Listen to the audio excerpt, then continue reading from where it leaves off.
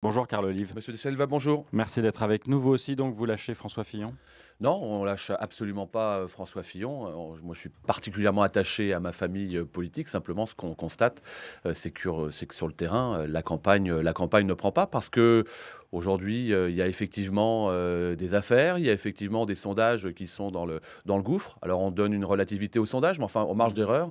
Aujourd'hui, il y a presque un gap de 10 points par rapport à Marine Le Pen. Donc, il y a un vrai danger.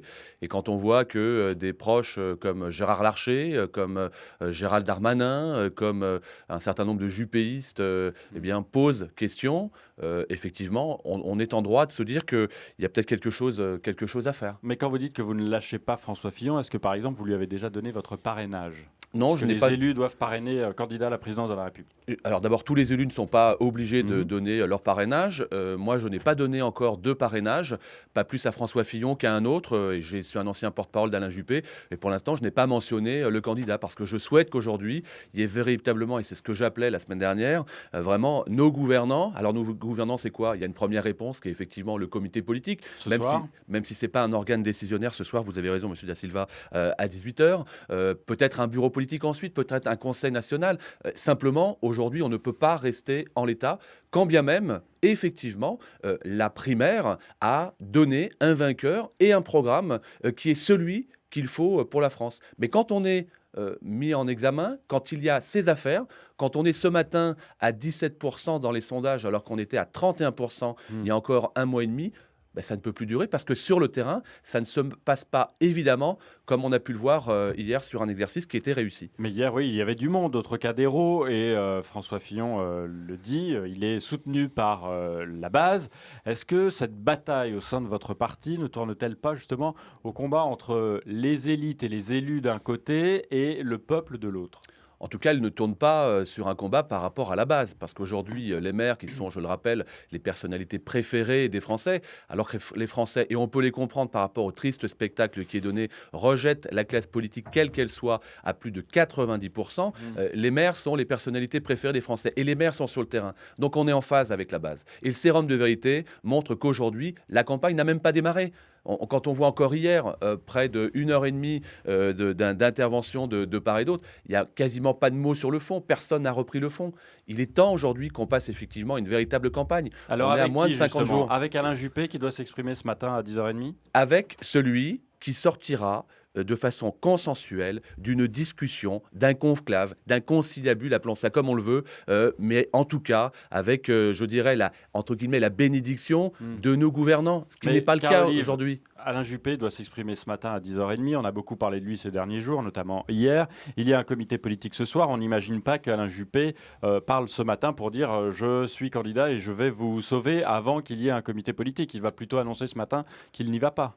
Alain Juppé, c'est un homme de droit et de devoir, c'est Mm. un homme d'État qui ne se défile pas. Je pense qu'aujourd'hui, il y a une responsabilité historique par rapport à ce qui se passe. Mais Au qu'est-ce qu'il peut fait, dire? aujourd'hui, je pense qu'il peut dire deux choses. Soit effectivement, il est totalement. Alain Juppé n'a jamais dit qu'il irait coûte que coûte. Mm. En tout cas, ça a toujours été le message qu'il a martelé. Aujourd'hui, ce qu'il peut dire, c'est que de deux choses l'une, soit effectivement, avec François Fillon, avec Nicolas Sarkozy, on peut se parler et il en sort ce qu'il en sort.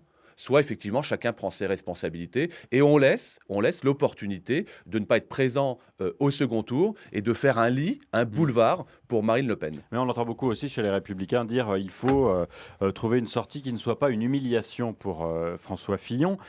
Est-ce que donner le poste de candidat à Alain Juppé, ça ne serait pas humilier François Fillon? Est-ce qu'il ne faudrait pas plutôt chercher quelqu'un qui a l'oreille de François Fillon, c'est-à-dire par exemple François Baroin? Il l'a encore cité hier soir au journal de 20h de France 2, et François Baroin qui est aussi un proche de Nicolas Sarkozy. Est-ce que ça ne serait pas là une sorte de synthèse? Mais moi, je ne vous dis pas qu'il faut absolument que ce soit Alain Juppé. Je vous dis simplement qu'il faut qu'il y ait une discussion entre deux anciens premiers ministres et un président de la République, effectivement, comme Thierry Solaire le pense, Mm. et que de ce conclave, encore une fois, puisse sortir effectivement un candidat qui obtiendra le consensus de la famille politique. Parce que on peut tout dire.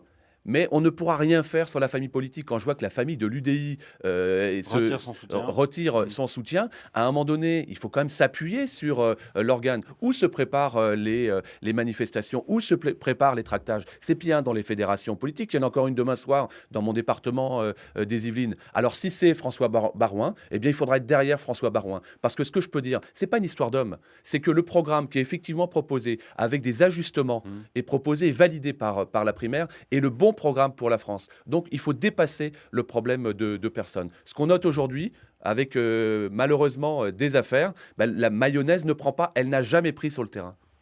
Carl Olive, vous êtes le maire de Poissy. C'est une ville qui est chère à Peugeot. Peugeot Citroën rachète ce matin Opel pour 1,3 milliard. On imagine évidemment que c'est pour une réduction de coûts. Est-ce que vous êtes inquiet, vous, sur le site de Poissy ? Moi, je vois plutôt l'inverse. Je pense plutôt que le fait qu'il y ait de la création de richesse va pérenniser non pas seulement le site de Poissy, je vais y revenir dans quelques instants, mais je dirais l'outil industriel. On en avait bien besoin.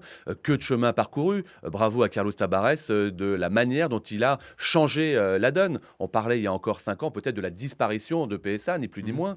Aujourd'hui, concernant la ville de Poissy, alors, la dernière fois que je suis venu sur votre plateau à votre invitation, Monsieur Da Silva, j'avais annoncé l'arrivée de 1500 entre guillemets cols blancs de la Grande Armée.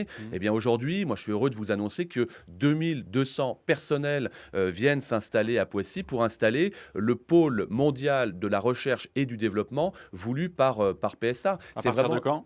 À partir de l'année prochaine, mais ça va être acté dans les 2 prochains mois. Concernant le site de production de Poissy, concernant le pôle tertiaire de Poissy, comme on le nomme, c'est une formidable nouvelle, et pas simplement pour la ville de Poissy, pour la communauté urbaine, et aussi pour les personnels de ce site de production, et puis également de ce pôle tertiaire. Pourquoi ? Parce qu'aujourd'hui, PSA redevient un leader européen, et ça, tout le monde doit s'en féliciter. Carl Olive était l'invité de France Bleu Matin, à retrouver sur francebleu.fr. Vous êtes le maire de Poissy et vice-président Les Républicains du conseil départemental des Yvelines. Très bonne journée à vous. Merci, monsieur Da Silva.